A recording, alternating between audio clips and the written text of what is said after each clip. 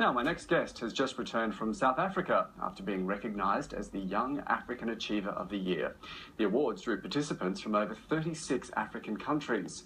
Malawian James Woods was honoured for his continued work and outstanding work championing initiatives to develop Africa. And James is with me now in the studio. James, congratulations. Oh, thank you very much. So what exactly were you nominated for, and what were you recognised for in these awards? Well, firstly, it's an honour to be nominated.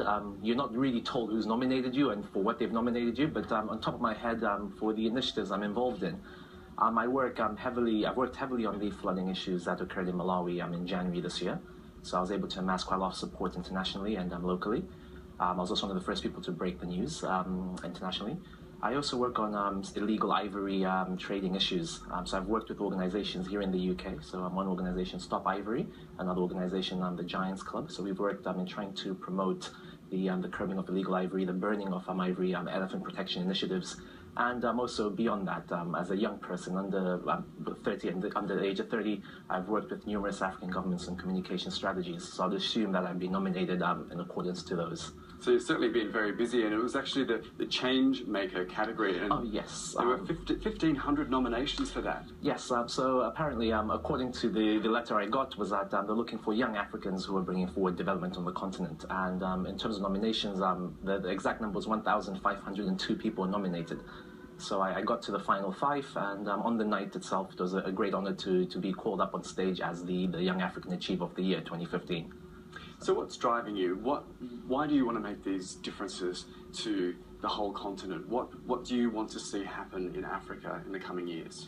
Well, basically what drives me, number one, is that Africa is a beautiful continent. Governance has failed us at times, but there's a lot of opportunity there. I myself, I was a little bit fortunate to have been born in a well-to-do family, but lost my parents at a young age, so went through a very difficult time living in foster homes. So I saw the problems that people experienced at the time.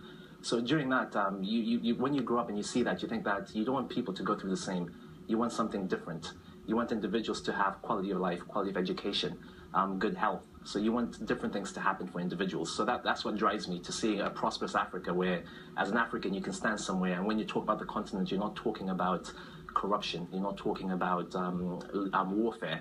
What you're talking about is Africa developing and becoming the shining star that it should be. Well, US President Barack Obama was visiting Africa last week and was also saying that it is Africa's time, and that there does seem to be a light shining on Africa, and that it is the time for development and for Africa to move forward. Yes, I think the light is shining on Africa, but unfortunately, until we can get governance in the right way, we have good governance, then this light will just continue to shine with nothing really happening. It will just be a narrative we'll continue to say. And this narrative has been going on for the past 10 years that Africa is rising, but yet we still see a lot of problems. So my belief is that with what Barack Obama said, we also need governance to improve. We need young entrepreneurs who have a social, economic, social and entrepreneurial mindset to develop the continent, because government itself is not really providing. So I think there is a long way to go, but we are moving in the right direction, yes. You mentioned you're working with wildlife organisations, especially elephants, and trying to stop ivory poaching. We've seen a lot of condemnation recently with the killing of Cecil, yes, the lion in Zimbabwe. Does the international community need to take more of a role in this, trying to prevent poaching of wild animals in Africa? I think it is very big, because the other thing we need to remember that wildlife is also, in terms of Africa, it's very good for tourism.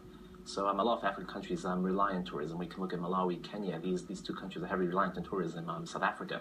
Now, unfortunately, well, when we talk about international community, last year, February, there was an elephant protection initiative signed in London by African heads of state in ways of protecting wildlife in African countries, putting together resources so that staff working there are paid well, so that you're not attracting poachers who can go with $200 to kill an animal, or $300. Talk about the Cecil story. I understand he paid about £30,000, which is a ridiculous amount of money for a trophy as well. So international community is required to step in and do a lot more, but they need to work side by side to also protect the interests of African countries. But beyond that, we also look at a lot of the illegal poaching and ivory trading tends to end up in Asia. So we need to find ways of how we can also work together with Asian countries to curb this. So yes. Okay, James Wood, great. So say congratulations on being awarded the Young African Achiever of the Year. Thank you. Thank you very much. Now in the